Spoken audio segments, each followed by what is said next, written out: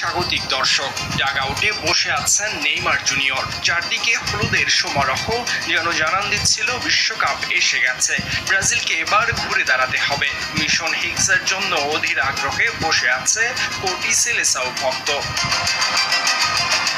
আর রাজকীয় ব্রাজিল সমর্থকদের গোলের উল্লাসে মাতাতে খুব একটা সময় লাগায়নি। ভিনিসিয়াস জুনিয়র মাত্র 2 মিনিটেই ডি বক্সের বাইরে থেকে চোখ দাদানো এক গোল করলে এগিয়ে যায় ব্রাজিল। তবে গোলের আনন্দ স্থায়ী হয়নি বেশিক্ষণ। 13 মিনিটের মাথায় ফ্রিকিক থেকে আত্মঘাতী গোল হজম করতে হয় স্বাগতিকদের।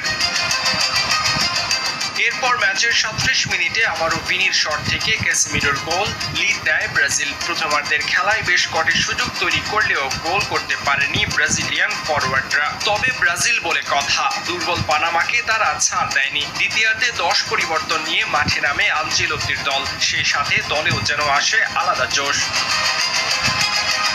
52 মিনিটে রায়ান ও 59 মিনিটে লুকাস পাকুয়েতার গোলে শুরু হয় গোল বন্যা। স্বাগতিকরা মেতে ওঠে উৎসবে। শেষ পর্যন্ত গুনে গুনে পানামার জালে 6 গোল করেছে ব্রাজিল।